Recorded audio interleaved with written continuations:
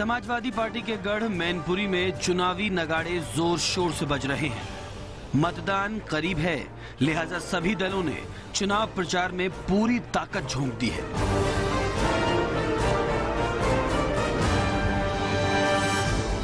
जिस मैनपुरी में 1996 से समाजवादी पार्टी का कब्जा है, वहां 2014 में सियासी हवा का रुख जानने के लिए हम पहुंचे मैनपुरी। मुलायम सिंह को लाना है, नया इतिहास बनाना है। मैनपुरी में घुसते ही हमारा सबसे पहले सामना हुआ समाजवादी पार्टी के प्रत्याशी और यहां के मौजूदा सांसद मुलायम सिंह यादव की एक जनसभा से। रैली में भारी संख्या में समर्थक पहुंचकर अपने नेताजी का इंतजार कर रहे थे। अगर रैली में मौजूद भीड़ ही सफलता की कसौटी है, तो इस रैली में उमड़ी भीड़ मैनपुरी लोकसभा सीट पर एसपी की मजबूत पकड़ को जाहिर करती है। तभी आसमान हेलीकॉप्टर की गड़गड़ाहट से गूंज उठा और धरती पुत्र के नारों के बीच मुलायम सिंह यादव का उड़न खटोला हवा से जमीन पर आने लगा। मैनपुरी सीट पर समाजवादी पार्टी का कई सालों से कब्जा है, जो इस क्षेत्र पर मुलायम की पकड़ बताता है। मैनपुरी पर 1996 से समाजवादी पार्टी का कब्जा है, जो अभी तक बदस्तूर कायम है। मुलायम सिंह यादव यहां से 1996, 2004 और 2009 में जीते। इनके अलावा 1998 और 1999 में बलराम सिंह यादव जीते थे। इस पूरे क्षेत्र में साइकिल की रफ्तार का अंदाजा इसी बात से लगाया जा सकता है कि यहां की सभी विधानसभा सीटों पर एसपी का झंडा लहरा रहा है। मैनपुरी में 5 विधानसभा सीटें हैं और पिछले विधानसभा चुनाव में सभी सीटों पर समाजवादी पार्टी को जीत हासिल हुई थी।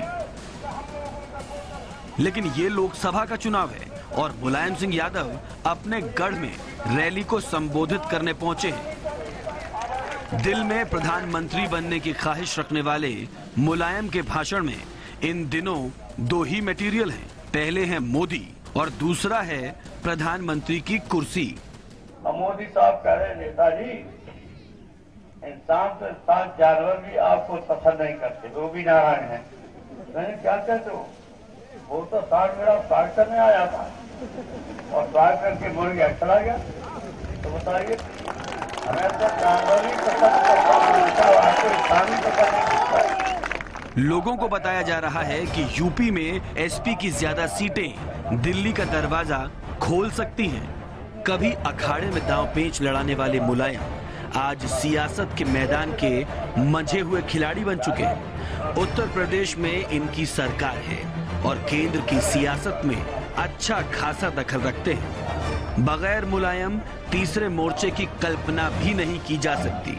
लेकिन विरोधी इस बात का लगातार प्रचार कर रहे हैं कि दिल्ली की दौड़ में मुलायम अपने क्षेत्र को भूल गए। समाजवादी पार्टी के गढ़ मैनपुरी में विकास का क्या हाल है, ये हम आगे बताएंगे। लेकिन पूछने पर मुलायम ने इतना माना कि उनकी मुख्य लड़ाई बीजेपी से है। सर, इस बार आपकी मुख्य लड़ाई किससे है? कौन आपका मुख्य राजनीतिक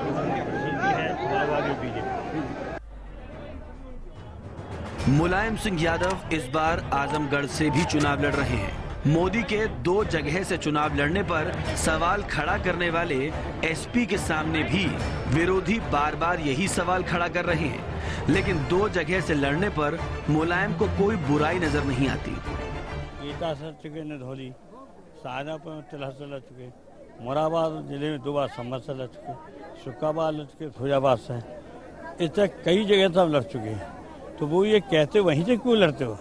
एक बार मेरे यहाँ भी लड़ते हो, बगल में मोदी साहब भी लड़े, बगल में हम लड़ रहे। मैनपुरी से 2009 में मुलायम सिंह यादव को करीब 3,92,000 वोट मिले थे। वहीं दूसरे नंबर पर रहे बीएसपी के विनय शाक्या को करीब 2,19,000 वोट मिले थे। इस तरह से मुलायम ने करीब 1,73,000 वोटों से बड़ी जीत हासिल की थी। इस बार भी मुलायम सिंह यादव ने कुछ इसी तरह की जीत की उम्मीदें लगा रखी हैं। इनके कंधे पर पूरे प्रदेश में पार्टी की जीत का दारोमदार है, लिहाजा उड़न खटोले पर बैठकर मैनपुरी से कहीं और सभा को संबोधित करने के लिए हवा में उड़ गए। लेकिन नीचे वही नारे लग रहे थे, धरती पुत्र वाले।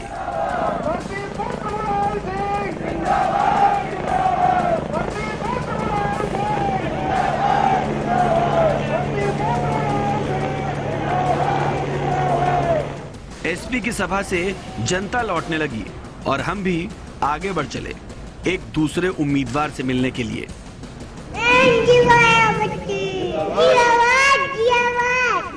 ये नन्हा प्रचारक मैनपुरी से बीएसपी प्रत्याशी डॉक्टर संघमित्रा मौर्य का बेटा है, जो मां के साथ हर रैली में पहुंच जाता है।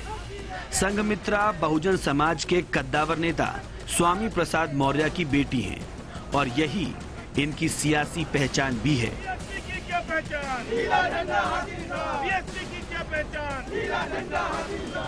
काफी जतन के बाद टिकट पाने वाली संघमित्रा लगातार चुनाव प्रचार कर रही हैं और पिछले 1 साल से मैनपुरी में सक्रिय हैं।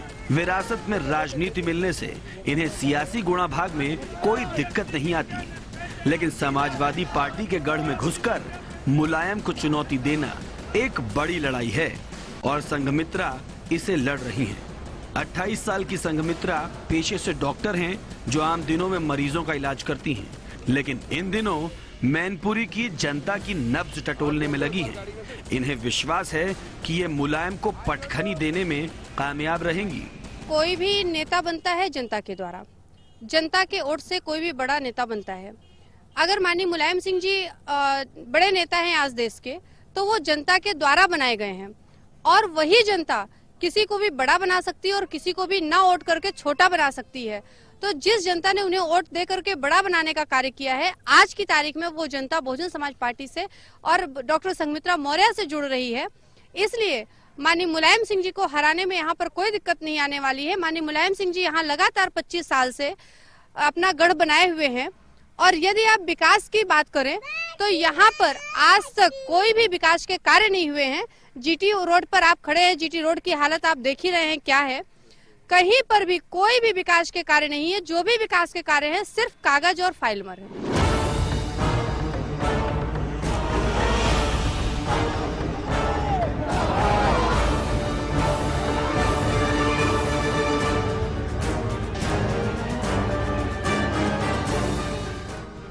रण 2014 में मैनपुरी की जंग इस बार थोड़ी पेचीदा है।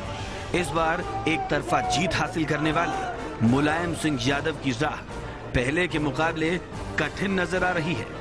बीएसपी भी पूरी तैयारी के साथ मैदान में है और दूसरे दल भी पूरी मेहनत कर रहे हैं। अभी वक्त हो गया है एक ब्रेक का। ब्रेक के बाद देखेंगे बीजेपी और आम आदमी पार्टी के प्रत्याशियों के दावे और जीत के लिए क्या है उनकी रणनीति।